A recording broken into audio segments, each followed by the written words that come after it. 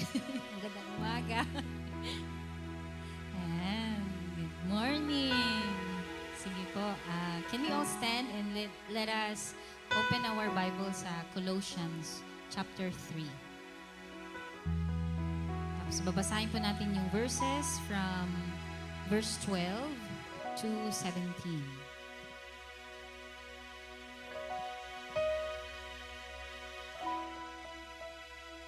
Colossians chapter 3, verses 12 to 17.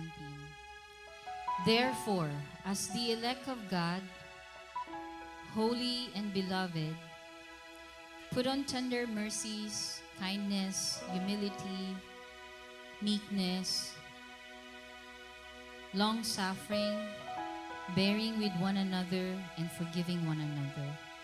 If anyone has a complaint against another, even as Christ forgave you, so you also must do. But above all these things, put on love, which is the bond of perfection. And let the peace of God rule in your hearts, to which also you were called in one body, and be thankful. Let the word of Christ dwell in you richly in all wisdom, teaching and admonishing one another in psalms and hymns and spiritual songs, singing with grace in your hearts to the Lord. And 17, whatever you do in word or deed, do all in the name of the Lord Jesus, giving thanks to God the Father through Him. Amen. Nagagalak po ba tayong lahat na nandito po tayo ngayon sa sanctuary? Amen. Nagagalak po kaming makasama po kayo sa umaga pong ito. So let us worship our God, praise Him. So marami po tayong spaces. So wag po tayong maihiya because we are worshiping our God. Amen. Hallelujah. Father, we want to thank you, Lord, this morning. We are grateful that you are here in our midst, so Lord God. Maraming salamat po, Panginoon, that as we honor you, you also listen to us, O Lord God. Maraming salamat, Panginoon, that you have formed us into a new person, and we can all do the worship, O Lord God, because of what you have done on the cross. Maraming salamat, Panginoon, that we can utter worship, thanksgiving, O Lord, because of who you are, because of what you have done, O Lord God. But we can forgive because you have forgiven us, O Lord. And as we raise our hands this morning, Lord, as we sing the songs, O Lord God, may you will be honored. May you will smile, O Lord God, upon your people this morning, O Lord. Dalangin po namin that you, Holy Spirit, will be with us as you have promised, O Lord God. We pray, Lord, that you will move in our midst this morning, O Lord God, and will be more sensitive, O Lord God, in your dealing, Lord God, in each and every one of us, O Lord. Maraming salamat po, Panginoon, and we honor you, we worship you, Lord God, in the mighty name of Jesus. Amen. Hallelujah. So let's all sing and dance and worship the Lord our God because He deserves it. Amen. Amen. All that we are.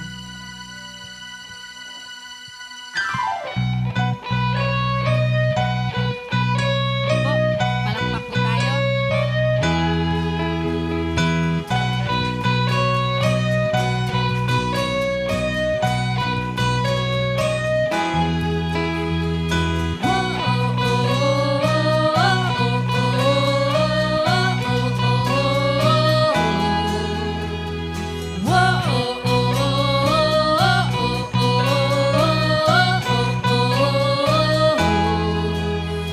Took up your cross, gave it all for us, so that we might know grace.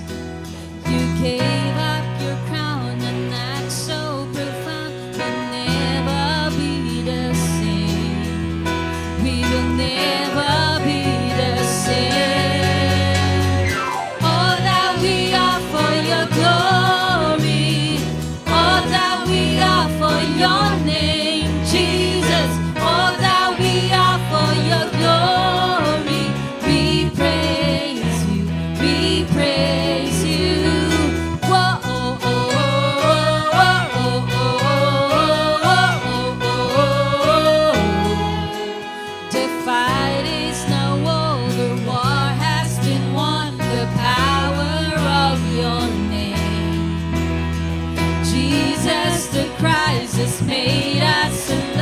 will never be the same.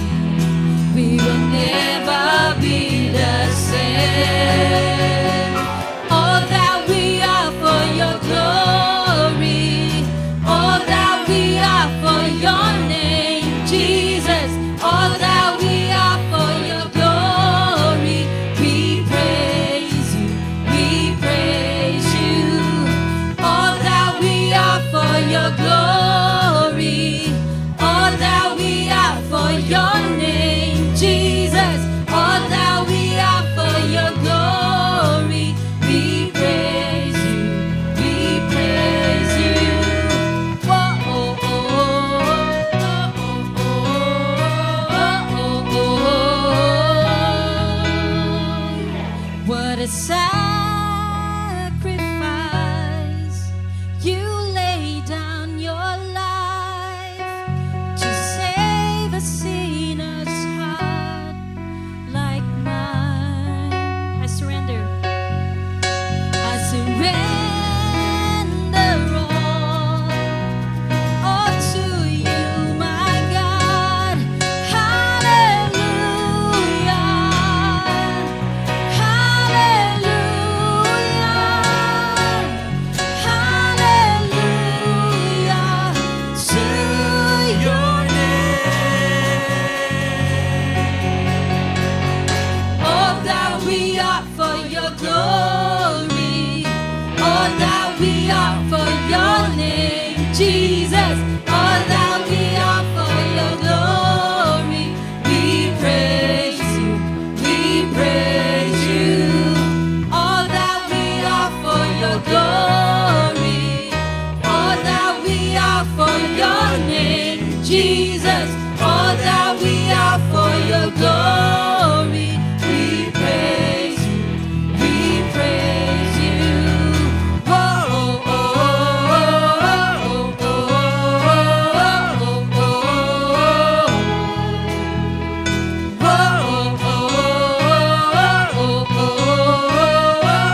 oh,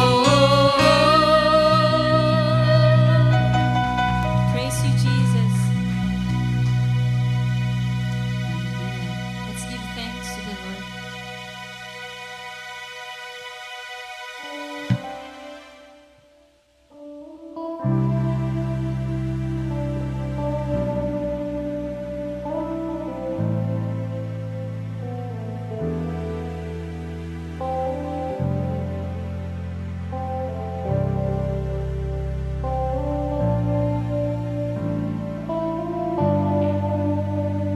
Give thanks with a grateful heart. Give thanks to the Holy One.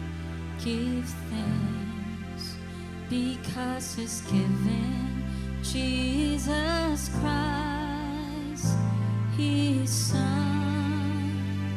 Give thanks with a grateful heart. Give thanks to the Holy One.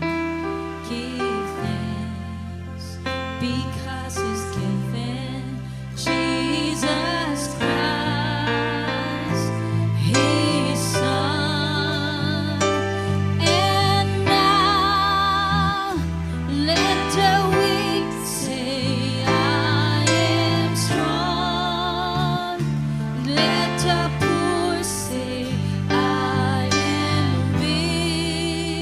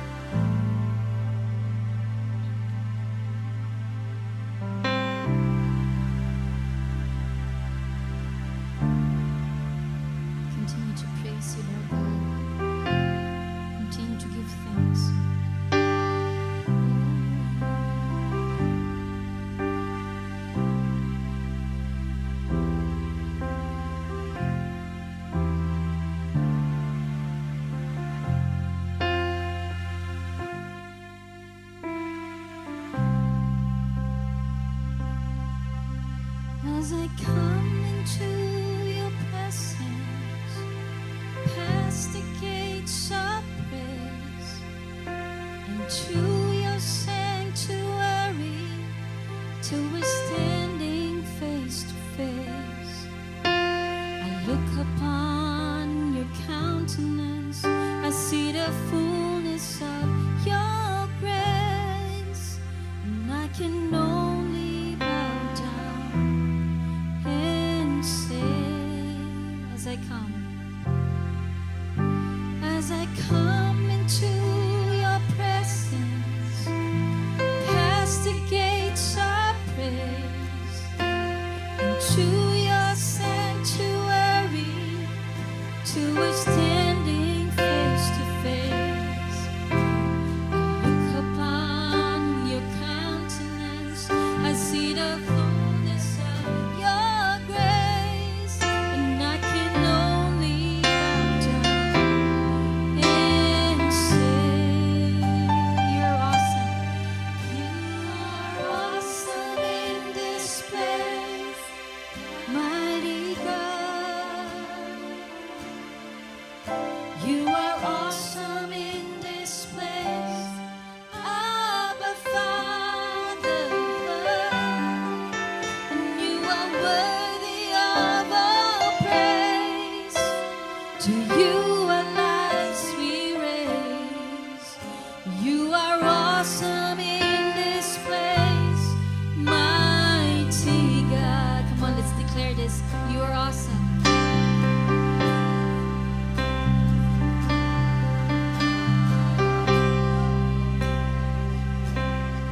You are awesome in this place, mighty God. You are awesome in this place,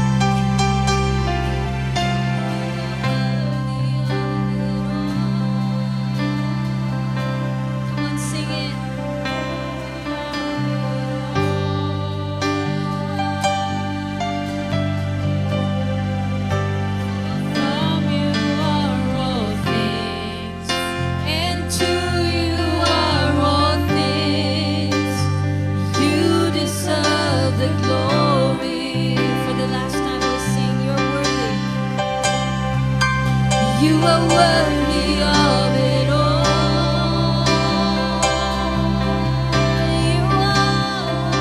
You are worthy of it all. For from you are all things, and to you are all things. You deserve the glory. Hallelujah. We give you praise, O Lord.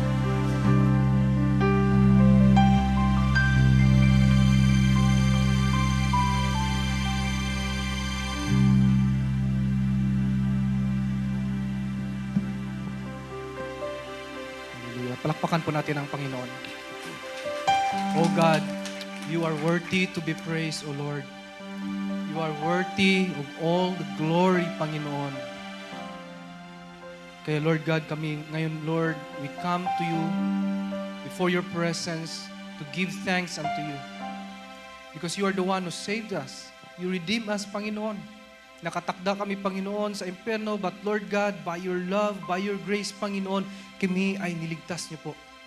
That's why today, Lord God, kahit may mga pinagdadaanan kami, Panginoon, kahit may mga problema kami, kahit may mga kabigatan ng aming mga puso, this is our commitment that we will always praise you, we will continue to serve you, and we will continue to obey your word, Lord, because you deserve it. You deserve all praises. You deserve all glory. For you are our God. You are our King. You are our Abba Father. You are the King of kings and Lord of lords. So today, Lord God, whatever na nasa puso namin sa umagang ito, Panginoon, tinataas namin ito sa iyo, Lord. Sapagkat alam namin, Panginoon, you are an answering God. Patuloy kami, Panginoon, na mananampalataya sa iyo. Patuloy kami, Panginoon, to put our hearts unto you, Lord God, to trust you for healing sa aming mga karamdaman, para po sa aming mga problema, para po sa aming mga families, Lord, kung ano man yung nasa puso namin today, Lord God, kung ano mga desires namin, Lord God, we lift them up unto you, Panginoon. So today, Lord God, we will continue to worship you, we'll continue to serve you sa pamamagitan ng pag-aaral ng iyong salita. Gabayan niyo po kami, Lord, Holy Spirit, as we study your word, na ito ay maging parte ng aming buhay. Let your anointing flow from the word of God unto our lives, Father, so that we will become new. Let our hearts incline and yield unto your Lord, unto your will. May we become submissive sa inyo, Panginoon. Through your word, Lord, hallelujah. So salamat, Panginoon, sa umagang ito. Patuloy niyo po, Lord God, nagabayan ang bawat isa, yung mga kapatiran namin papunta pa lamang, kayo po ay manguna, Lord. Salamat, Panginoon. Pinupuri ka namin sa pangalan ng aming Panginoong Hesus. Amen and amen. Sakahan po tayo. Glory to God. Hallelujah. Nakaupo po tayo.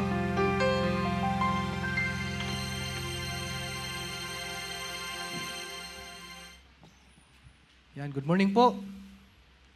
Good morning. Ayan, good morning. Okay, so malamig na umaga. And of course, we thank the Lord. Nakapunta po ang ating kapatid, Pastor Jess from Bulacan. Ayan, palakpakan po natin. Praise the Lord. Hallelujah. No? At thank you po, Pastor, for visiting us. And mamaya po, he will share his testimony po. Gusto natin pakinggan yung patotoo niya, no, sa Lord. And today po, the title po ng ating pag-usapan is Commitment is a Decision. And it will come from Joshua chapter 24, verses 14 to 25.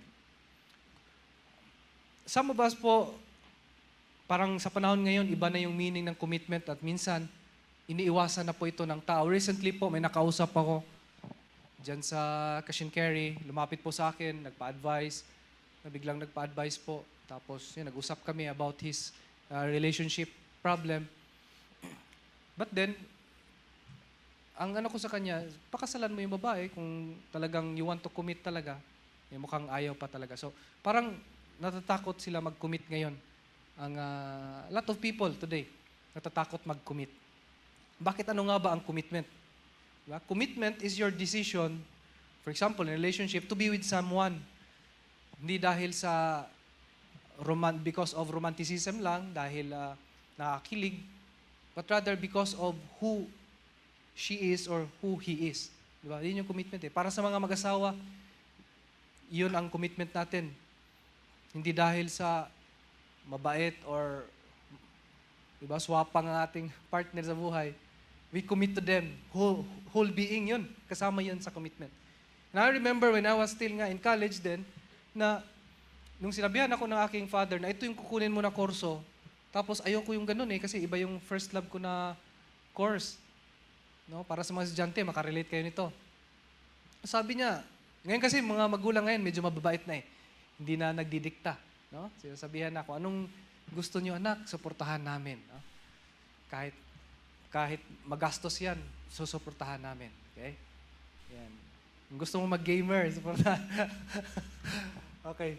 So, yung sabi ko, hindi niya susuportahan yung gusto ko, so kung anong gusto niya, susundin ko na. So, no, sinunod ko na yung kanyang kagustuhan. Na in that, isip-isip ko, kapag hindi ko seseryosohin itong kurso na gusto niya, na in-advise niya na kunin ko, wala din. Ako rin na magsasuffer. Future ko rin yung nakataya doon. Kaya sabi ko, when I prayed, nag-pray ako sa Panginoon, sabi ko, Lord, I will commit to this course. Kahit hindi ko gusto ito, I will commit. Commitment means giving everything. Kaya at that time, kahit hindi ko talaga love yung course na yun, nag-commit ako. I give all. Nag-aral ako. Di ba? I prayed to God kung paano hanggang sa, by God's grace, nakapasa sa board exam. No? After 4 years. Because nag-commit ako. Hindi ibig sabihin, mahal ko yung kurso ko. I commit. Diba? Nag-commit tayo. And, kaya nga ngayon, sa mga nakakilala sa akin, wala ako sa accounting. Kasi nga, hindi ko nga ano yun. So, nasa IT ako kasi yun yung una. So, di ba? Nasa IT naman yung line ko. So, my point here is that commitment is a decision. And when you decide something, hindi yung decision na parang, ano lang, yung parang, oo, mag-oo ka lang, di ba? Parang sabi sa Bible, oo, magsabi ka ng oo kung oo, di ba? Hindi. But rather, hindi lang po ito hanggang doon sa salita lamang, kung hindi, ito ay kasama doon yung mga resources na meron tayo, bubuhos natin doon. That's commitment. That's why if we read here in Joshua chapter 24, verses 14 to 25, dito makikita natin yung commitment ng Israel. At dito, pag-aralan natin na matutunan natin kung ano nga ba ang kind of commitment na dinidesire ng Panginoon para po sa atin. And this kind of commitment ay hindi lang po applicable dito sa ating relationship sa Lord, it could also affect and be applied doon sa kung ano yung kinukommit natin sa pang-araw-araw. So if you have your Bible, basahin po natin in Joshua chapter 24, verses 14 to 25. Okay, nandyan din po sa Redeemer's Word. I'll be reading from NIV. Now fear the Lord, serve Him with all faithfulness. Sorry. Throw away the gods your ancestors worshipped beyond the Euphrates River and in Egypt and serve the Lord.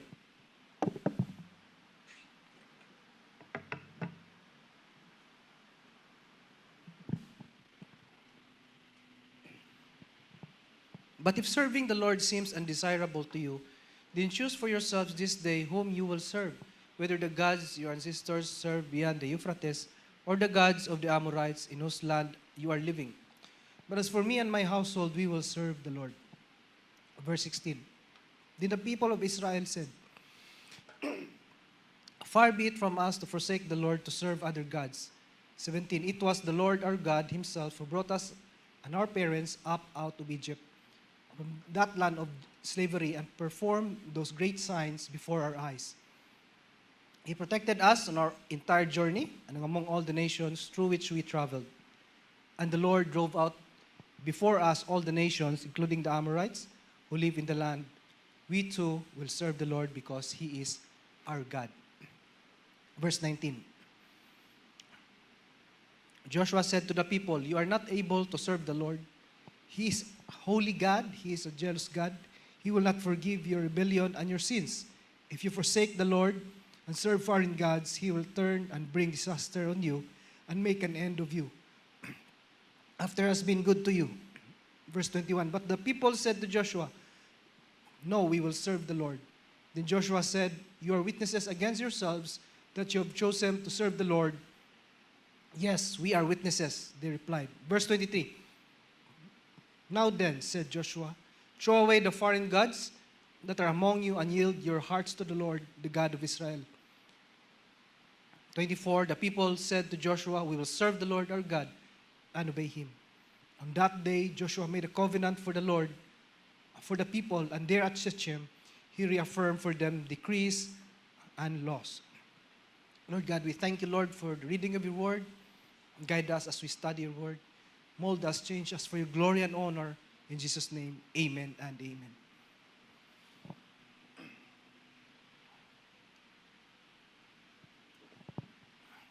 Pasensya na, para malapit na yata akong maano. Joshua 24 is part of Joshua's farewell address. Ginather ni Joshua ang mga Israelites at that time. Kasi gusto niya makita, kasi matanda na si Joshua. Okay? Sa story na to, matanda na si Joshua. Pag matanda na, syempre, alam naman natin, natatawagin na ng Panginoon forever. So, alam na niya yon kung kailan na siya mawawala sa mundo. So, ginather niya lahat ng Israelites. Sabi nga nila, it's a farewell address. Di ba? Pag may aalis sa opisina, sa ating trabaho, mayroong despedida party. Di ba? Nagpapadespedida tayo kasi farewell eh. Gusto natin, pag umaalis sila, gusto natin na maayos ang ating relationship sa kanila. So in this chapter 24, makita natin anong ginawa at ano ang anong sinasabi dito ni Joshua. Still in chapter 24, in verse 1 to 4, from chapter 23 actually, ni-remember, ni-recollect ni Joshua kung anong ginawa ng Panginoong Diyos from the very beginning. If you remember po, sa yung Ten Commandments na movie, okay, kung napanood niyo po yan, kasi di ba every Holy Week, dati malit pa ako sa TV, walang napapanood. So walang internet at that time, di ba? Sa TV lang tayo nanonood. At lagi yan, every year, Ten Commandments, no? Memorize na nga natin yan minsan. So after nun, lumabas sila Moses, ang Israelites, Exodus yun, no? Umalis sila sa Egypt, napunta sila sa Canaan. Ang sumunod na naging leader nila si Joshua. So dito sa chapter 24, sinabi ni Joshua na sa panahon, in the days of Abraham, from verse 1 to 4, in the days of Moses, that even sa time niya, ni Joshua, in verses 11 to 13, sinabi niya, ang Panginoong Diyos ay nandoon. Hindi sila pinabayaan ni Lord. Hindi sila pinabayaan na mapariwara sila, or mahirapan sila, or hindi sila pinabayaan ni Lord na hindi makapasok sa promised land. Ang Panginoong Diyos ang tumawag sa kanila. Sa Israel. What the Lord has done, makita natin dyan. In verses 1 to 13.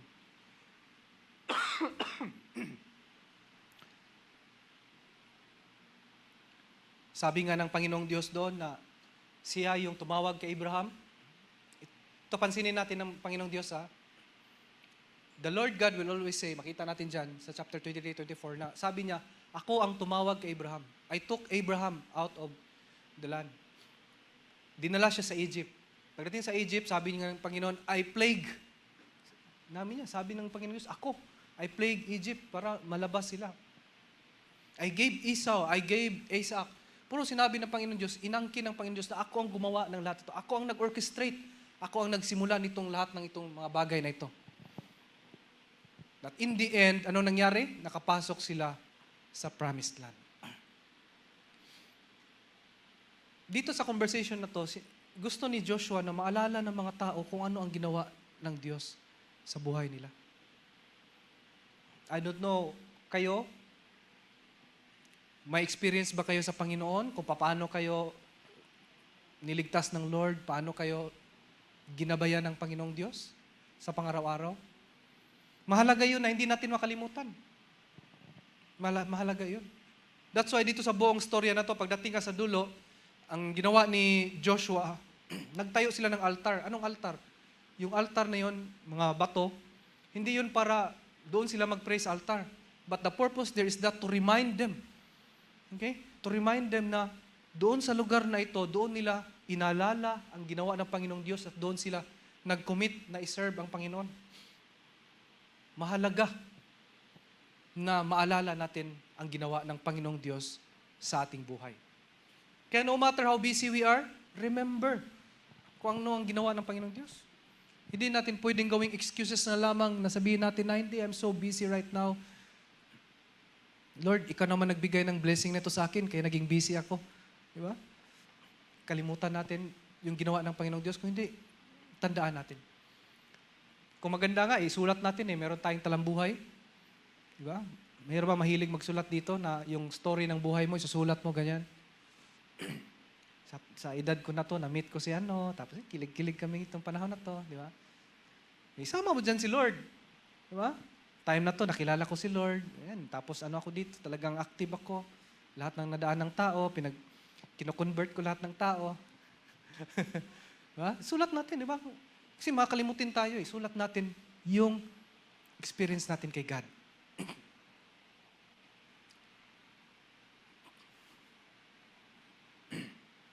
Kanina, kinanta natin yung song na Thank You, di ba? More on Thanksgiving. Kasi ditong September, ang natin, September is anniversary month natin sa September. At yung theme natin for this coming year is thanks, giving thanks. No? Maging grateful tayo lagi sa Panginoon. Yun ang gusto natin na ma-develop for the whole year. Na hindi lang for the whole year, but tuloy-tuloy na maging part sa ating buhay na maging grateful tayo lagi sa Panginoon. Pero napansin ko po dito when I read this chapter, sa mga nagawa ng Lord, hindi ko nabasa dito yung pasalamat. Hindi sila nagpasalamat actually, kung tutusin. Tayo kasi normal sa ating kultura na pag may natanggap tayo, to say thank you, di ba? Sa anak ko, tinuturuan niya na, when someone give you, what will you say? Thank you. Lahat tayo nagsasabing ganyan. It's part of our culture.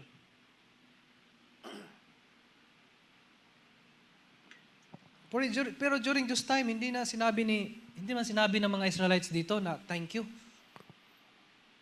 Pero, in verses 14 to 24, makita natin na merong expectation si Joshua na maging response sa mga tao. Maybe, yung iba sa kanila, merong gratefulness sa loob ng kanilang heart. Maybe nagsabi sila thank you sa Lord. Pero hindi lang doon magtatapos. Ang gusto ng Panginoon is that merong action. Ano yung action? In verses 14 to 24, ito yung mga bagay na kung saan ay sinabi ni Joshua na kailangan that they must obey and serve the Lord. Kaya ano ba ang matutunan natin from this story? Remember, inalala nila kung anong ginawa ng Diyos from the very beginning, kung sino siya, at ngayon ay they will respond. Magre-respond ngayon yung mga tao. Hindi sila sumigaw ng thank you Lord, hindi sila kumanta ng thank you, pero ang desire ng Panginoong Diyos is beyond being grateful. Maganda. Ang gusto ng Panginoong Diyos, maging grateful tayo sa Kanya. Pero hindi lang dapat magtatapos doon. Kung hindi, meron tayong dapat response sa Panginoong Diyos. At dito makikita natin sa susunod na mga verses. Unang-una po na matutunan po natin here is what we will learn from this story is in verse 16 to 18. Ang sabi po doon, verse 16 to 18, tingnan niyo po, basahin niyo po. Then the people answered. Okay, after na sabi ni Joshua.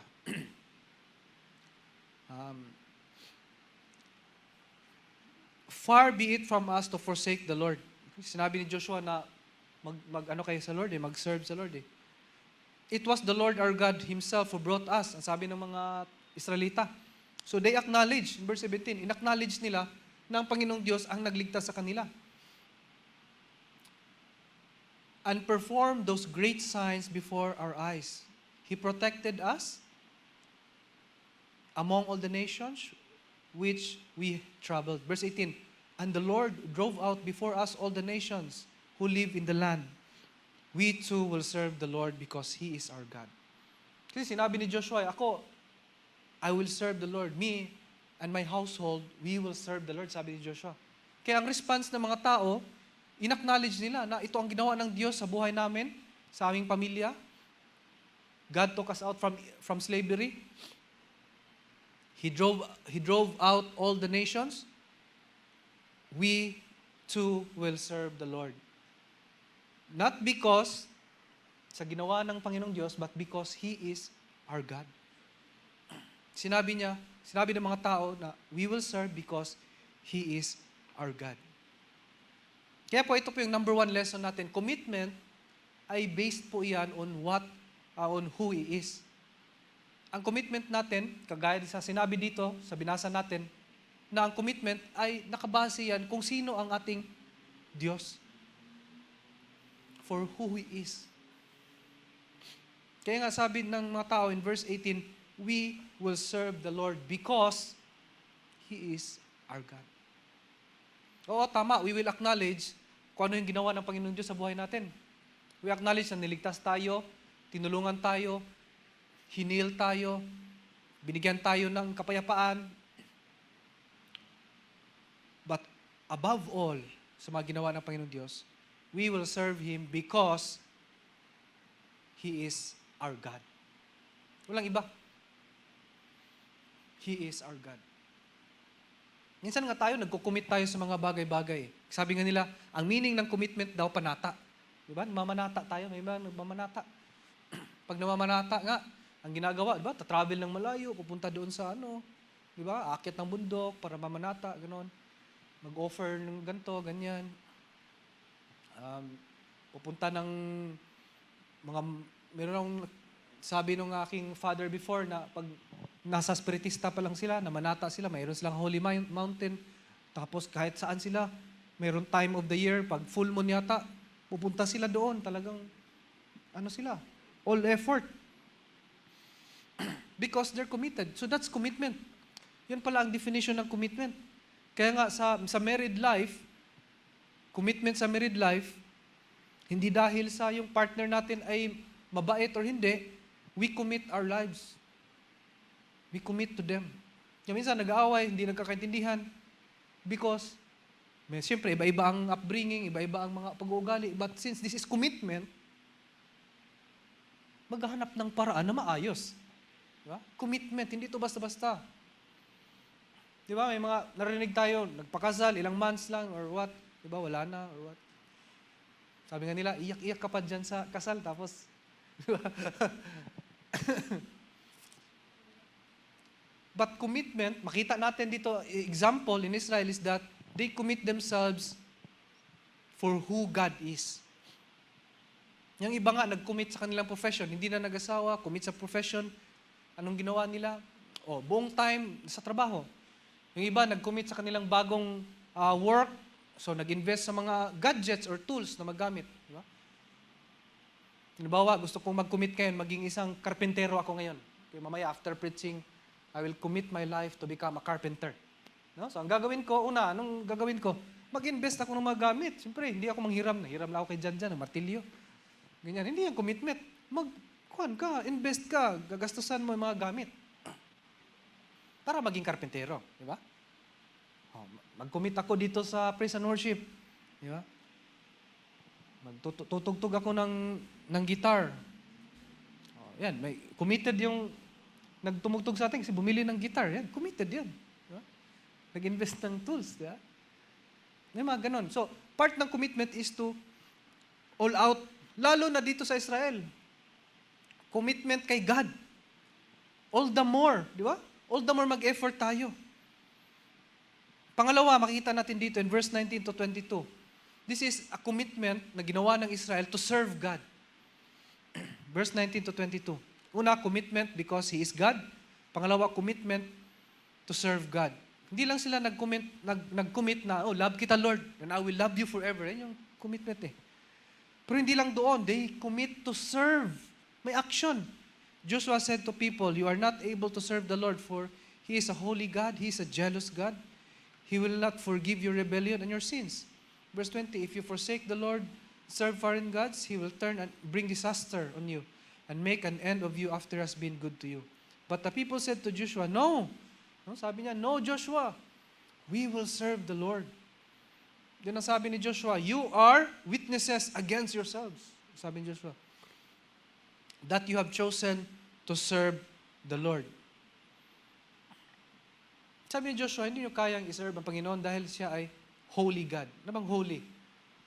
Holy means He is free of sin. He cannot tolerate sin. The presence of God, hindi pwedeng may kasalanan kahit gaano kaliit dahil banal ang ating Panginoong Diyos. Hindi po pwede yan. Di ba? Kaya hindi kaya natin mag-serve sa Lord dahil makasalanan tayo. That's why sa panahon natin, we are blessed that the Lord Jesus gave His life so that pagkaharap natin ang Ama, makikita niya yung ginawa ni Kristo. At hindi niya titingnan ang ating kasalanan kasi hindi natin kaya. Panginoong Diyos ay banal. Mamamatay tayo pagkaharap natin siya. But because of the blood of Christ, we are able to pray to Him. Pwede tayong dumirekta sa Panginoon, Lord, itong kailangan ko, di ba? We don't need any other mediator except Jesus. Hindi natin kailangan na magpapamediate pa ng tao, ng ibang mga kaluluwa sa ating Panginoong Hesus lamang. Kaya nga, when we pray, we use the name of the Lord Jesus. God is jealous.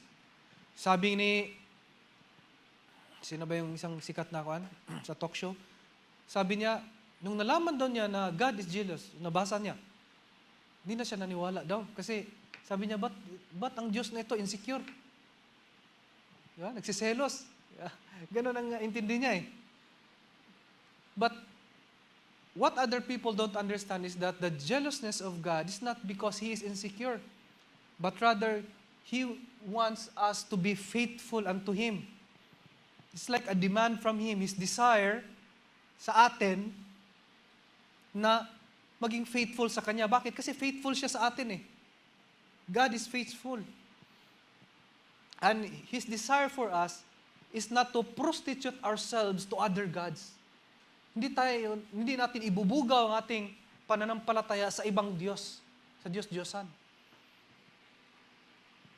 Yung pagiging jealous God dito is actually not a negative thing for us, but rather para din po yun sa atin. Dahil ginusto at desire ng Panginoong Diyos na maging faithful tayo sa Kanya. Kaya nga sabi niya in verse 20, if you forsake the Lord and serve foreign gods, no, He will turn and bring disaster on you and make an end of you after He has been good to you. This is called consequence. It's a natural effect of not serving the Lord.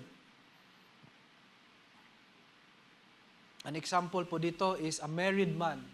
Okay, mag-asawa, married man or wife.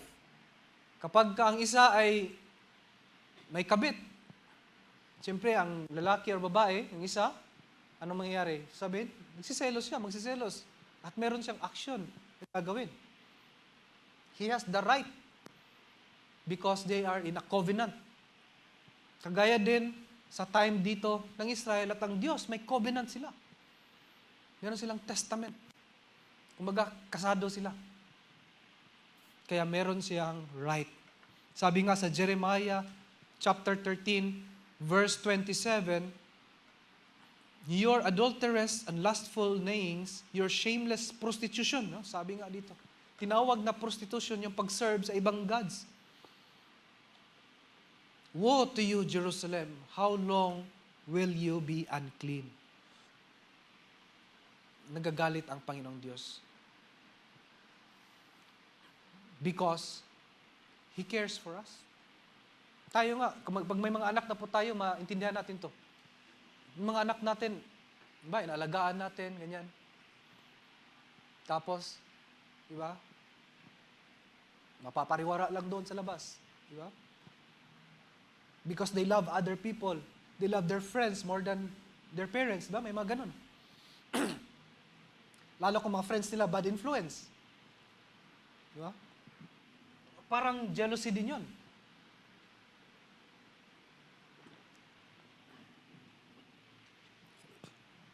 Because we love our children. Number 3, commitment to obey. Commitment to obey. Makita natin commitment nila dito. Diba? Commitment to serve God, they serve God, and commitment to obey. Sabi doon sa verse 14 to 23, 14 and 23, now fear the Lord and serve Him with all faithfulness. Throw away the gods your ancestors worship beyond the Euphrates River and in Egypt and serve the Lord. And then 23, inulit, same. Parehas ang sinabi ni Joshua. Throw away the foreign gods that are among you and yield your hearts to the Lord, the God of Israel. There was a commitment for them to obey at that time. Unang-una, di ba? They commit because He is God. And then, yung commitment na ginawa nila is they commit to serve the Lord. And then, dito, they commit to obey. Ang obedience makita natin dito is that they will throw away their gods that their ancestors worship. Paano ko nasabi na they throw away? Kasi dito, utos pa lang in verse 14 at saka 23. Utos pa lang to. When you look at the next book, after ng book of Joshua, ano bang next book ng book of Joshua sa Bible? Wala makasagot. Judges, di ba? Judges. In the book of Judges, in chapter 2, verse 6 to 7, sabi doon, after Joshua had dismissed the Israelites, they went to take possession of the land, each to their own inheritance. The people served the Lord throughout the lifetime of Joshua, okay, and of the elders who outlived him and who had seen all the great things the Lord had done for Israel. Ang sinabi doon, ang mga tao, nang nag-disperse sila, kinuha nila, they took possessions of their land kasi may assigned sila ng mga lote. Okay, dito ka, ito yung lots nyo. So, they took possession of it, nakuha nila yung kanilang mga lupain, doon sila nagstay, kanilang mga inheritance, doon sila dumami, and then they served the Lord throughout the life of Joshua, kahit namatay si Joshua, pati doon sa time ng mga elders who outlived Joshua, nag-serve pa rin sila sa Lord. Ang kagandahan dito, mapansin natin in verse 6, sabi doon, they went to take possession of the land, meaning nakuha talaga nila. It's a blessing. Kung ano ang plinano ng Panginoong Diyos para sa kanila as a nation, nakuha nila. Nakuha nila. It was a blessing. And ang ginawa nila, meron silang commitment to obey. So, they committed because who God is. Pangalawa, nakita natin dito yung commitment nila to serve. At pangatlo, commitment to obey. In reality po, you cannot choose to serve God. Napakahirap na piliin na iserve ang Panginoong Diyos. Kasi kung madali po ito, ilahat dito, punong-puno na ito, wala na mapupuan. Kumbaga, mga special children kayo kasi naisip niyo ito na mag-serve kayo kay Lord. At nandito kayo, nag-commit kayo to spend time with God. You are blessed with that kind of heart from the Lord. But, kung tayo lang, hindi natin kaya iserve ang Panginoong Diyos. Much more, we cannot choose Him. Rather, ang pipiliin po natin, naturally, is to uphold our foreign gods. Ang foreign gods po, sa panahon natin ngayon, sa time nila, actual talaga yun na Diyos-Diyosan, mga statue.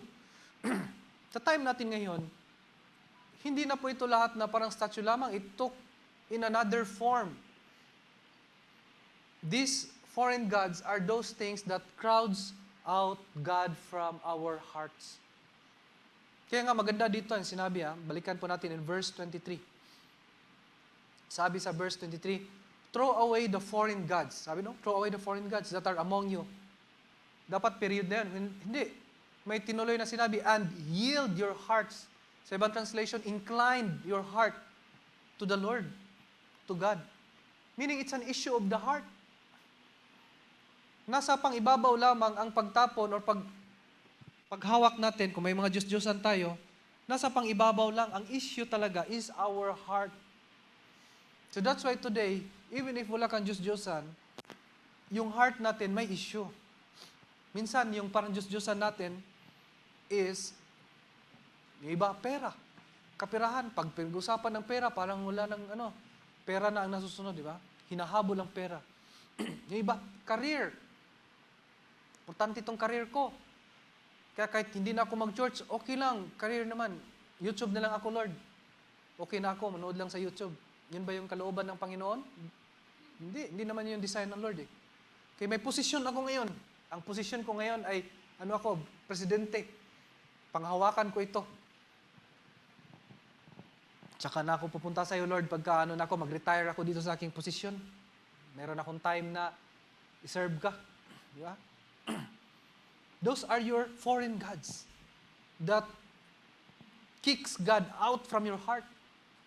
No? Bawa, may reputation ka. Panahon ng pandemya, nag-click yung TikTok mo, talagang sumikat ka, vlogger. No? Dami mong talagang followers na, milyon-milyon na. Di ba? May reputation ka, inaalagaan. No? Yung iba, kahit Christian, kailangan ng maraming followers. So, hindi maghubad na. Diba? Dadami ang followers. Ganun daw ang technique. Pwede ba ako maghubad para dumami yung followers ko? Iba. Ito naman, example, hindi naman ito masama. Family. Okay naman, family. But if you choose your family and does not bring your family to God, then it's a problem. When you have your family, at okay lang sa iyo na yung pamilya mo ay hindi kilala ang Panginoong Diyos, para tayong magiging yung next generation nito. Ang next generation kasi, pagdating sa Book of Judges, hindi na nila kilala ang Panginoong Diyos. Yun ang nangyari sa kanila. Hindi na nila kilala ang Diyos. Or kung meron po tayong ka-relationship, no? Wala na tayong gana to serve God. Wala na tayong gana tuwing Sunday dahil mas excited tayo sa date natin mamayang hapon. No, mas excited ka doon. So matulog muna ako sa umaga, hindi muna ako mag-church. Doon na muna kasi prepare ako sa aking date mamaya. Overnight yung date namin kasi bukas walang pasok. Maraming salamat sa ating mga heroes. Yung walang pasok. Okay? Those are the things, examples, no? Hindi naman yun lang, at may iba pang mga bagay-bagay. Things that crowds out God from our hearts. Di ba? Lagi ko nasabi dito, minsan, yung mga games nga natin, di ba? Games sa cellphone. Sometimes, it took away. Ako minsan, dati nga, naglalaro ako eh. Pero, nung napansin ko nga na it takes away time and then, wala na akong time to read the Bible. Kasi nakapagod na eh. Uninstall na ako kasi wala na akong time to have wala akong quiet time with God. Anything that crowds out God from our hearts is a foreign God. Our heart, you know what? Our heart is designed to have a God. Design ito na Panginoon Diyos na mayroong Diyos talaga eh. Itong heart natin. Kaya kahit sasabihin mo, atheist ako. Pero ang bawat atheist may pinapaniwalaan, may sinasambayan. Pinasamba nila yung paniniwala nila na walang Diyos. Sabi nga nila, in order to believe that there is no God, you need faith. You need faith. Ang hirap eh. Maniwala na walang Diyos. Even science can't explain everything. Science need faith in order to believe in evolution. Our hearts are designed to have a God fueled by faith. It's just that, iba lang yung hinanap natin. May preference na kasi tayo. Bago natin natagpuan yung tao, di ba? Natanong nga tayo minsan, ano bang gusto mo sa isang babae? Gusto ko ito, ganyan, to, ganapat, ganito ang bewang, ganito. May mga design na tayo eh. Gusto natin. Kaya minsan, naisip natin na ina-apply natin minsan sa ating pagsamba sa Panginoong Diyos. It might not be easy to commit, pero pwedeng mag-commit. Dito rin, pag-aralan natin kung anong mga hint na makita natin how to commit. Bakit? Importante ba nga bang mag-commit sa Panginoong Diyos? Importante ba nga ba? We are all sinners. Tandaan po natin. But through Christ, we were saved through His grace. Kaya nga sabi sa John chapter 1, verse 12 to 13, sabi doon, yet to all who did receive, to those who believe in His name, He gave what? The right to become children of God. Binigyan tayo, no? Pinagkalooban tayo ng karapatan na maging anak, maging mga anak ng Diyos. Children born not of natural descent, nor of human decision or husband's will, but born of God.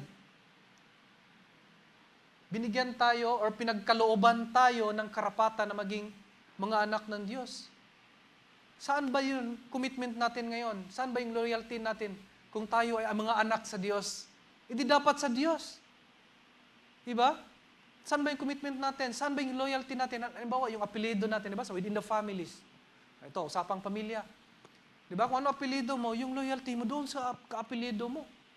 Hindi doon sa kabila. Diba? Ganun yan.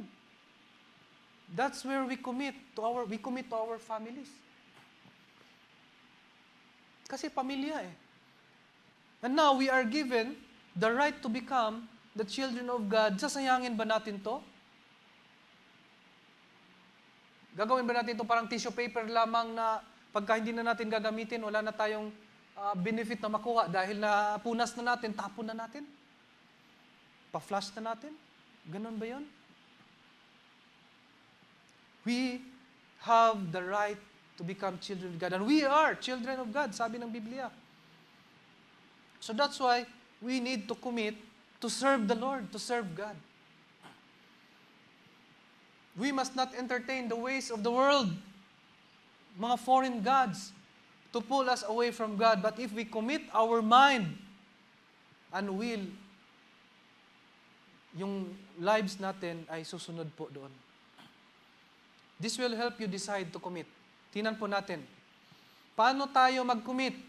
Since commitment is a decision. Okay? Pag decision, meron tayong tinitingnan bago mag-decide. When I was in audit, bago makapag-decide ang aking, yung company na kliyente ko, nagpipresent po ako. I present the financial status, the financial performance. Yung accountant ako, di ba? So, financial performance, financial status ng company, cash position ng company. And then, what are my findings, what are my conclusions, or what are my recommendations? Ganon. Di ba? Bago mag-decide. Sasabihin ng kumpanya, ganon ba?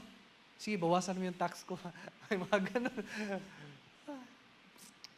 May decision na ginagawa. Okay, so, kung mag-commit tayo sa Lord, ano ba yung decision na gagawin natin? Meron tayong titimbangin. Unang-una, natitingnan natin so that we can decide to commit in the Lord in service. Kahit nga, mag-commit lang na every Sunday, no? Pupunta. So, number 1, tingnan po natin. In verse 20, remember the consequence. Nandyan yan sa sa Redeemer's Word. Number 1, remember the consequence. Para makapag-decide tayo, titingnan natin ahead of time. Forward tayo. Ano ba ang consequence? Ano ba ang resulta if hindi ko ito gagawin? Di ba? Ganun ang consequence eh. Sometimes we decide on things based on the possible outcome of our decision. Tingnan na natin. Verse 20, sabi doon, if you forsake the Lord and serve foreign gods, He will turn and bring disaster on you and make an end of you after He has been good to you. Nakalagay dito, if you forsake. Binigyan na sila ng picture dito na kung gagawin mo ito, if you forsake God, disaster will come on you. That's a consequence. So if you know the consequence and remember it, every day you will know that you need to commit to the Lord. Na hindi lang commitment is just a one-day affair, but rather it's a lifestyle. Lifestyle po yan. Routine po yan. Mahirap lang po sa simula, pero pag tuloy-tuloy, lagi na, then it becomes part of your life. May nagsabi nga sa akin before, bago ka mag-asawa ha, tingnan mo muna yung pamilya ng asawahin mo. Bakit? Dahil, kung anong meron sa pamilya ng asawahin mo, yun ang mangyayari sa iyo. Ganun ba yun? Future na consequence, ha? So, siyempre, tinignan ko rin yun kasi yun ang sinasabi, ha? Advance mag-isip kasi mga ibang magulang natin, no? Advance mag-isip. So pag nalaman na natin, remember, may consequence. Read the Bible. Sinabi ng Biblia dito that if you forsake the Lord and serve foreign gods, serve meaning serve kung ano yung mga kumakain ng time natin, serve yung anong laman ng ating hearts, Pag yun ang pumuno sa ating hearts, sabi doon, He will bring disaster on you. Kaya, pag alam natin yung consequence, magkukumit tayo sa Lord. Minsan nga, alam natin na, bawa sa partner natin, mahal natin yung tao. Nung una, syempre, girlfriend. I love my girlfriend. Yung decision na para magpakasal ba ko hindi, ay kasama yung pag-forecast ko anong consequence. If hindi ko ito papakasalan, I will lose her.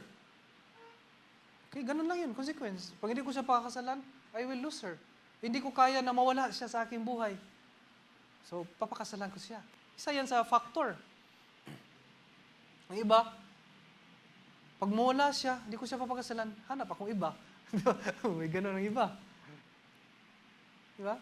In commitment, alam mo kung anong consequence and what will happen to you. So, to commit to God, remember na mayroong consequence. The more you go far away from God, the more you will become dry. The more na wala kang ganang iserve ang ibang tao. The more na ayaw mo magmahal sa ibang tao. The more na parang mainit ulo mo to your family, to your kids. All around sa iyo, maapektuhan yan. If you don't commit to serve God. If you don't commit to obey the Lord. Wala naman mag-check sa atin eh. It is you and God alone. To all fathers here, we are designed by God na tayo ang head ng ating family. So that's why we must commit to the Lord to bring our families to God because tayo ang committed.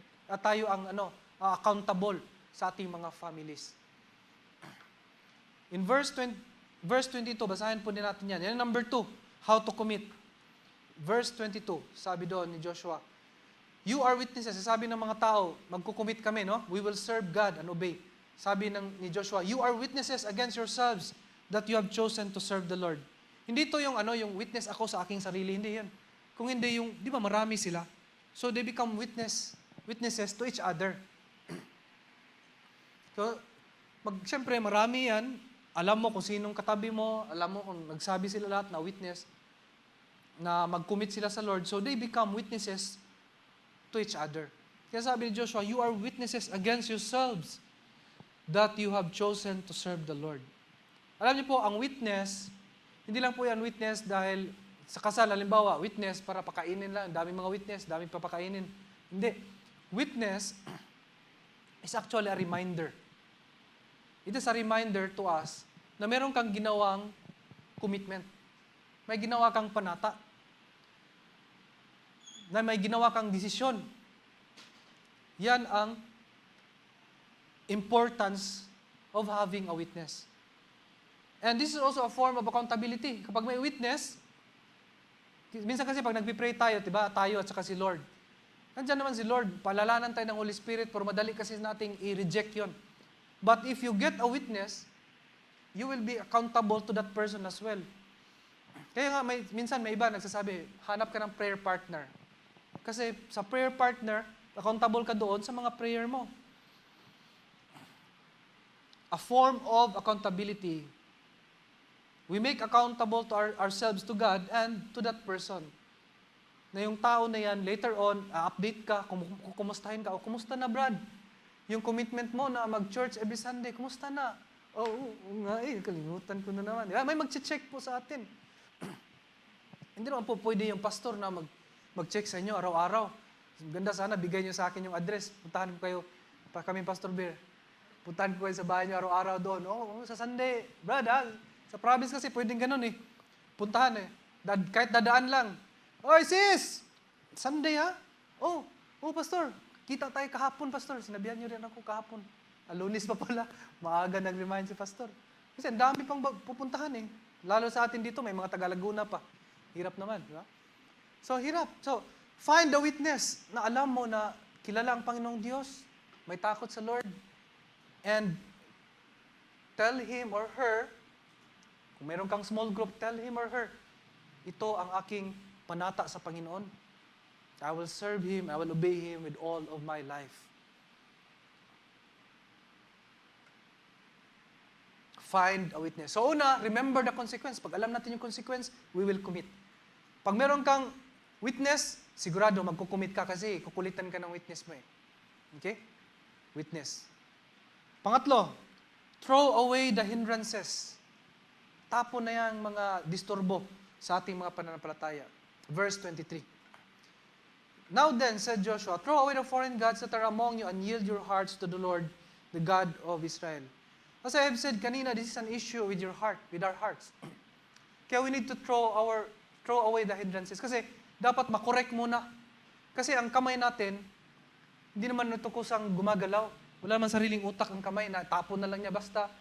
Sinabihan sila ni Joshua na itapon mo yan, kukuha na lang, di sa tapon. Hindi eh. Andito yan. Kaya nga, sa mga retreat, yung mga tao, during the retreat, fired up yan. Talagang mainit yan. Decided to change their lives. No? Minsan, papasulatin, ganyan, tapon na itong kwan. Decided, pag-practice ba? Na itapon yung mga mali mong gawa, na isulat ng mga pangalan ng mga gusto mong i-forgive, no? Gusto mong maayos ang relationship, ganyan sa mga retreats. No? So, mainit sa retreat. Pagkatapos ng retreat, wala na. Balik na naman sa dati. Bakit? Because it's an issue of the heart. The heart is not really decided. Kaya sabi dito, yield your hearts to the Lord. Incline your hearts. Kaya maganda po itong plan natin for September na i-highlight natin yung pagiging thankful. Yung pag-gratefulness sa Panginoon. Bakit? Kasi para kung yun ang nasa mind natin for the whole year, sigurado magiging part ito ng ating habits. Na kapag tayo ay grateful, kahit dumaan tayo sa mga problema, hanap tayo ng mga areas doon in the midst of the problem na magpasalamat pa rin tayo sa Lord. And our hearts will become inclined. Mag-yield ito sa Panginoong Diyos. Kasi pag may problema kasi tayo minsan, yung heart natin nawawala sa Lord. Yung iba, maganda kasi pag may problema, nababalik sa Lord. Iba naman, pag may problema, nawawala sa Lord. Meron ding iba, pag wala ng problema, nawawala sa Lord. So iba-iba, no? It's an issue of the heart. So, throw away the hindrances. Kung ano yung mga hindrance? Ano ba yung hindrance? Mga obstacle para mag-yield ang ating heart sa Lord. Ano ba yung yield or inclined? Yung nakabaw sa Panginoon ng ating puso. Iba, minsan, kung na-experience nyo po ito, mga kaibigan natin, no? May mga kaibigan tayo. Minsan, sa ating mga kaibigan, circle of friends, bawa, yung isa may house and lot na, tapos ito may house and lot, ikaw na lang ang wala pang house and lot. Di ba pressure yun? No, parang makuhan ka, ma-pressure ka. Di, araw-araw, ang target mo talaga, magka-house and lot, yun na yung nasa heart mo.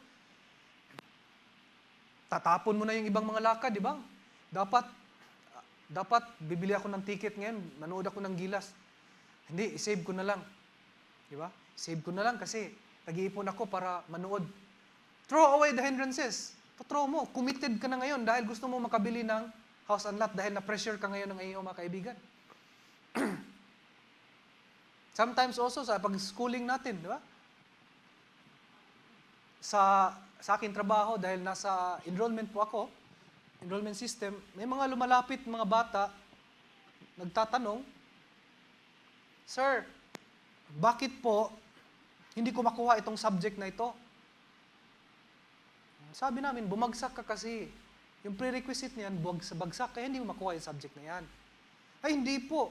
Kasi yung mga classmate ko, nandun na sila naka-enrollan nila Sabi ko, yung classmate mo yun, na-pressure ka siguro, kaya kala mo, kasama ka nila. Hindi, binagsak mo yan.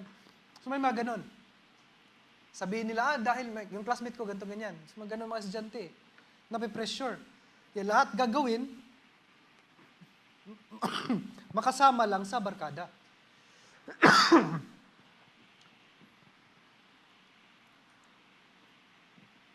Iba din po, if they don't throw, ito tingnan din po natin, if you don't throw the hindrances, sigurado, pag mag-fail ka ng isang exam, sigurado, susurrender ka na. Yan kasi ang problema minsan, if we accommodate a lot of distraction sa buhay natin, mapapagod po tayo. Hindi tayo makakonsentrate. Kaya dito, ang sabi ni Joshua, throw away the foreign gods. Kasi kung meron pa silang mga Diyos-Diyosan dyan sa kanilang mga tahanan, hindi sila makakonsentrate in praying the Lord, in fully yielding their hearts to the Lord. Kaya mahalaga matanggal yung hindrances. And when the hindrances are thrown away, you can commit to God. You can commit to the Lord. Commitment will not happen if you don't decide. Commitment to worship God comes from a decision to submit your life to God's mission. May mission ang Panginoong Diyos. Alam niyo ba? May mission. He is on the mission of saving other souls. Patuloy pang Panginoong Diyos na nagligtas ng mga tao. But if we don't commit to worship God, then hindi tayo makakapag-submit, hindi tayo maisama doon sa mission. Hindi tayo makakatulong. Kagaya nga po sa ating trabaho, at if sa ating trabaho, kung tayo ay araw-araw na late, anong masasabi natin sa taong iyon? Committed ba yun sa trabaho o hindi? Araw-araw late. Okay lang sa kanya matanggalan, madidakan, bawasan ng sahod. Okay lang sa kanya malate. Di ba? Ibig sabihin, hindi siya committed sa kanyang trabaho. So in our relationship with God, commitment comes from your decision that no matter how inconvenient, no matter how difficult to go to church, to serve, or to read the Bible, you will still do it. You will still come to church. You will still read the Bible. You will fellowship. You will evangelize. You will encourage. You will mentor someone if you are committed in the relationship with God. Remember po, God did not break His covenant to Israel. Ang Israelites ang nag-break ng kanilang covenant kay God. So to us today, God has a relationship with us. Hindi niya sisirain yung kanyang promises sa atin.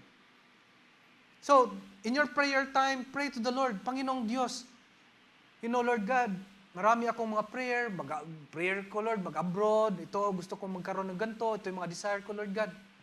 Pero help me, Lord, na hindi ito maging hindrance sa akin to serve you. Hindi ito maging hindrance sa akin to obey you. Help me, God, na magkaroon ako ng heart to serve you, to really commit my life unto you.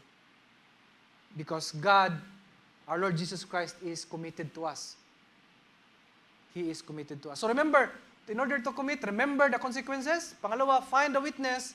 Pangatlo, anong pangatlo? Throw away the hindrances. So as a conclusion, mga kapatid, today we are reminded that God has proven already His love to us. Wala nang question tayo doon. Mahal tayo ng Panginoong Diyos. Hindi natin pwedeng magdadalawang isip pa tayo doon, magdadoubt pa tayo sa pag-ibig ng Panginoong Diyos. Hindi. He has proven already that He loves us. That Jesus died for us. Even if we are not worthy na iligtas niya. Tayo ay hindi karapat-dapat, pero binigay niya ang kanyang bugtong na anak para sa atin. And also, part of God's desire is for us to avoid the consequences of sin. Ayaw ng Diyos na pariwara tayo. So that's why today po we are reminded that God wants us to commit our life unto Him. Let us commit, mga kapatid, to serve and obey the Lord Jesus not because of what He has done, but because He is God. And if we commit to the Lord, you will take your inheritance in Christ. And sana po, hindi po niyo yung motivation natin, no, to commit to the Lord dahil may makuha tayo, but rather, we will commit to the Lord because He is God. So manalangin po tayo and pray. Lord God, we thank you, Lord, for this time, Lord, that we are reminded of your word.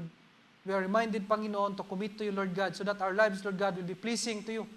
And when our lives are pleasing to you, we will become a vessel of your love. We will become a vessel of your peace and mercy, so that other people will experience the kind of love from you through us. Help us, Lord God, na ma-develop to sa aming buhay, Panginoon. Ma-commit kami, Lord, for this one. And as a start, Panginoon, gawin niyo pong grateful ang aming heart, araw-araw, so that when we become grateful, Panginoon, our hearts will yield unto you and commit unto you. So salamat, Panginoon, sa oras na ito. We glorify you in the name of our Lord Jesus, our Savior and Lord. Amen and amen. Palakpakan po natin ang ating Panginoon. At sa pagpapatuloy po, I would like to invite Pastor Jess in order to share the goodness of the Lord sa kanya personally at sa kanyang ministry. God bless po.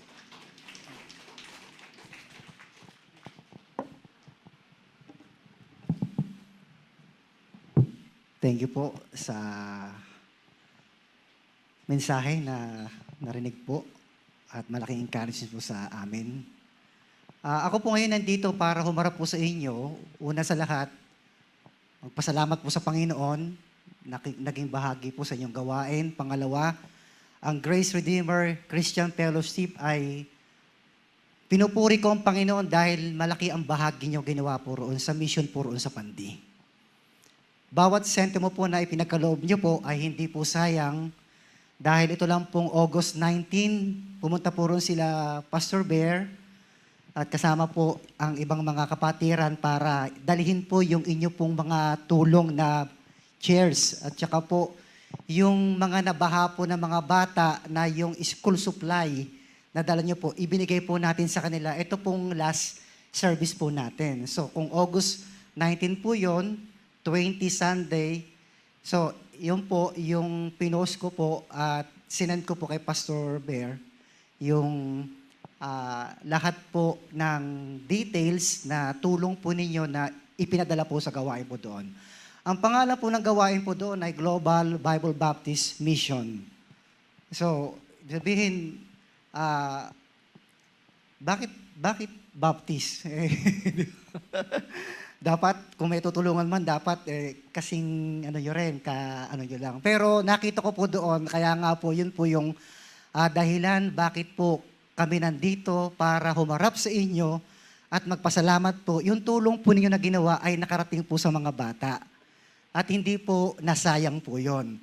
Na ako po ay dinalahan ninyo para pagkatiwalaan, ibinigay po natin sa mga bata one by one at malaking bahagi po at kagalakan po sa kanila. Dahil ito pong darating po na August ay pasukan na po nila. So magagamit po nila yung binigay nyo po ng mga school supply. At gayon din po yung mga chairs po doon, tama-tama po, mga kapatid, this coming October 29, last Sunday, magkakaroon na po kami ng second anniversary po namin. At ang aming pong team ay Grow in Grace, no matter what you face. So yun po yung aming pong team. Dahil nga po yung mga kapatiran ay nagsisimula pa lamang po no, sa pananampalataya, inaalagaan pa po natin. At nandoon po tayo sa kalagayan po na yung tinatawag po natin na stand. Ano yung stand po natin? Stand is yung salvation na mula sa Panginoon, yung po isinashare po natin sa kanila. At yung letter T is yung testimony na kung ano po yung ginawa sa atin ng Panginoon, yun din po yung ating tinuturo din po sa kanila. At yung assurance, yung kasiguraduhan, hindi po tayo nagtuturo ng nagsimula ka ng gawain, anong goal, anong gusto mong mangyari. Ibig sabihin, meron po tayong gustong target na mangyari. Una, dali natin sila sa Panginoon at masave po sila. And then, yung letter N po doon, yung mabago po yung buhay nila dahil sa Panginoon. And then yung letter T, yung doctrine po na tinuturo natin, yung death, burial, and resurrection ng Panginoon, yun po yung ating pong stand kung bakit po tayo nandoon sa gawain po ng Pandi. At muli po, hindi ko na po hahabaan po, no? Salamat po, Pastor Bear, GRCF, sa inyo pong katapatan, sa inyo pong tulong na ibinigay. Maliit man po o malaki, maliit na sentimo, it doesn't matter, yan po ay binigyan nyo sa Panginoon, nakatulong po yan sa Panginoon, at ang Panginoon may record po sa ginawa po ninyo doon sa gawain. At bahagi po kayo doon sa mga kaluluwang naligtas po, na atin po nadadala po sa Panginoon. So yun po, purihin po ang Panginoon. Maraming salamat po. Siya nga po pala, baka matulog ako sa labas, hindi ko pinakilala ang aking wife. So yun po si Sister Michelle. Kasama ko po, maging yung akin pong hindi ko pala anak niya. Si Stephen, Andrew, kasama po namin. Siya po yung lagi ko pong kasama sa Bible study, pagtuturo sa purpose. Siya po yung aming pong first worker po sa gawain po ng Panginoon. Dahil si Mrs. lagi pong nasa work Dito po pumapasok sa Taguig po yan at umuwi lamang po yan every Sunday po na madaling araw. Tapos, so yun po, kasama ko po yung aking anak sa pagtuturo sa mga bata. So yung mga bata po na yun na na-send ko po ay yun po yung mga bata na natulungan natin. At the same times, every Saturday po yun, tinuturuan po natin sila ng good news class. At wala po yung patid, tuloy-tuloy po yun. Pastor, wala ka doon ngayon. Bakit ka nandito? Meron po doon isang men at na-stroke po yung men na yon. Pinakiusapan ko po siya nung pumunta po kami na nag-visitation po kami nung araw ng Friday na ang sabi ko, pwede ka bang mag-preach? Wala po ako. Dahil ako po ay pupunta po rito sa GRCF para umarap po sa mga tao at makilala yung mukha ko na ito po yung tinulungan niyo po. At yung tulong po ninyo ay isa pong malaking pagpapala po sa gawain po doon sa Panginoon ng Global Bible Baptist Mission. Purihin po ang Panginoon. Maraming salamat po. Okay po, mga bago, Pastor, pray po natin. Extend po natin yung kamay. Lord God, we thank you, Father, for the life of Pastor Jess and Sis Michelle, Lord. Patuloy ka, Panginoon, na maggabay sa kanila at punuin niyo po sila, Lord God, na yung pagpapala, Panginoon, na magamit pa sila lalo, Lord God, sa kanilang lugar, Panginoon. May you continue to bless them, protect them, guide them, sustain them, and pour out your provisions sa buhay nila, Panginoon, now and forever. In the name of Jesus, we pray. Amen and amen. Maraming salamat po, Pastor.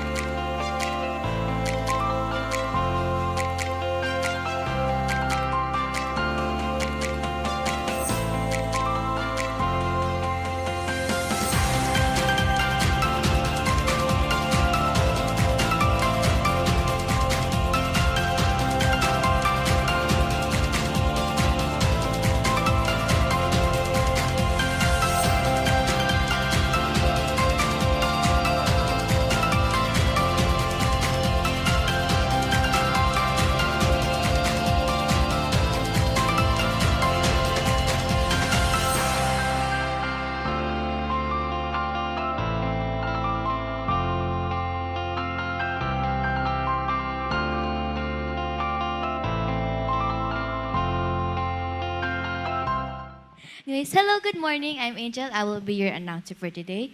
I would like to say good morning to everyone. It's still morning pa naman. Okay. I would like to thank Pastor Elijah for his word of God today kahit na medyo na-late ako. Ganda nun, no? Commitment is a decision. I'm not very committed. Okay. Can I ask everyone to greet the person beside them? Tell them you are loved and you are loved and you are blessed by God. Lang katabi. Okay lang yan. And now, I would like to ask our assigned ushers, I'm sorry. I would like to ask everyone to prepare for the collections of tithes and offerings. Our assigned ushers, the one carrying baskets will be the ones roaming around to collect them for you. Moving on, we would please like to ask for teachers and volunteers for kids ministry. If you would like to volunteer, please be directed to Tita Tess from the kids ministry. And also for volunteers for ushers, thank you to the youth, my fellow youth, for being the volunteers, but we would please like to ask for more. If you guys wish to be ushers, please be directed to Tita Det for more info. And we are also looking for additional musicians and singers for the praise and worship team. I myself am a trainee, but I'm not part yet, so okay lang yan. Please just look for Ate. Please be directed to Ate Ko. Where's Ate Ko? Over there. Thank you. Okay. Are there any first-timers here? Please raise your hands. First-timers. Okay, let's clap for them. Are there any other first-timers? Wala. Hello? Oh, hello! Okay, may I please ask you to stand up? First-timers. Stand up. Tayo. Yay! Let us please extend our hand to them as we pray for these first-timers. All right. Dear Father God, thank you for bringing these lovely people to us, Lord. We know it was not an accident that you brought him or her to this church, Lord. We know that you have plans for them, Lord, which is why you brought them here. You have plans for glory for them, O Lord, and you will lead them every step of the way. Thank you for everything you've done for them up until now, and please continue to bless their lives. In Jesus' mighty name we pray. Amen. Yay. Okay, but please don't leave yet. We still have a small group gathering after service to pray for one another. It can be in small groups or you guys can just mingle around. All right? Now this is the last, so don't worry. This was just very short. Let us all rise and pray for the tithes and love offerings. Dear Heavenly Father, we offer up this prayer to you, O Lord, and we humble down ourselves before you. Can I ask everyone to extend their hands to the tithes? I forgot. Okay, let us pray. Dear Lord, we pray for these tithes and offerings, O Lord, that were given to us so generously by the church members, O Lord. We pray, Lord, that these fortunes will be returned to them by tenfold, knowing that you are ever so gracious and so bountiful with your love, O Lord. We pray, O Lord, that this will help us grow as a church and grow and expand even more as a ministry, O Lord. We thank you for everything, O Lord, all the blessings, all the good things you have done for us, O Lord. We lift our praise up higher to you, O Lord, for you are the only God we have and worship. In Jesus' mighty name we pray. Amen. Upo muna tayo. Kakabiyahe ko, para ako nakikinig sa isang flight stewardess. Nantay ko nga yung thank you for flying with us. Sige po, panuorin po muna natin to.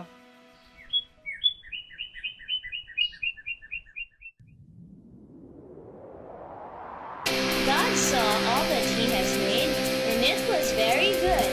Genesis 1, verse 31. From the very little to the super biggest one, everything created from the very common to the super awesome one. Everything created, oh, I marvel at his works. Everything on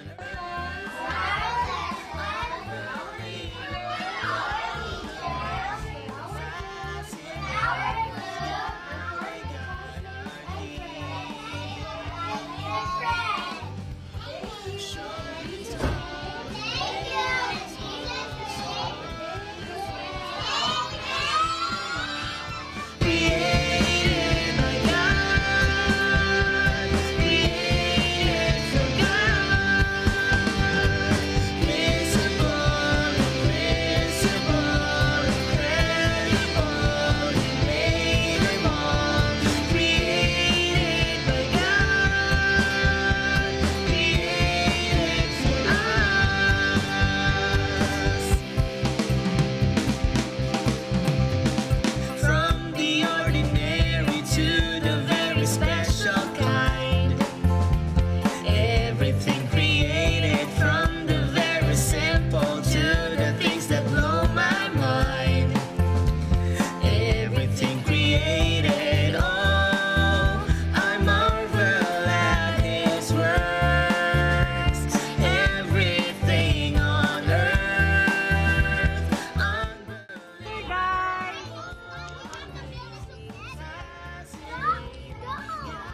You will build that together. Help each other.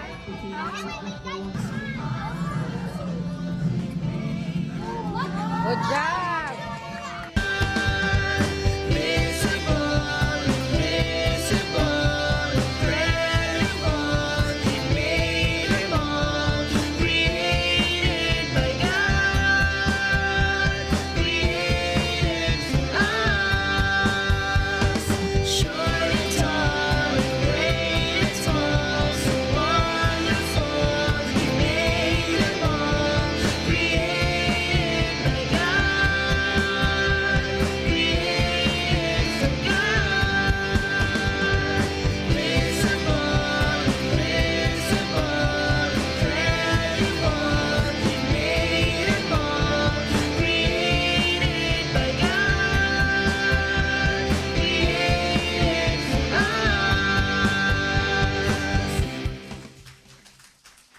Praise God. So, yun po ang sa VBS po natin last August. Nahabol pa po bago magpasukan.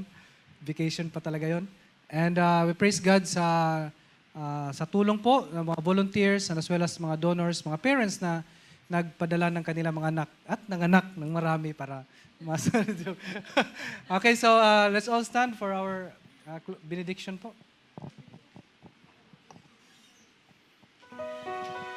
May the love of the Father, the grace of our Lord Jesus Christ, and the union of the Holy Spirit be with you all. Go and be a blessing to everyone. God bless po. And after this, let's have a small group.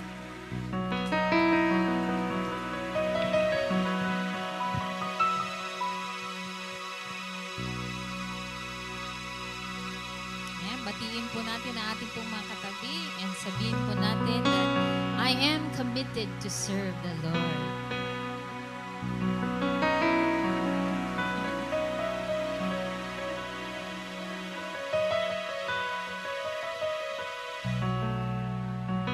Ayan, so let us sing this song one more time as we praise our God, all that we are for His glory. Amen. Amen.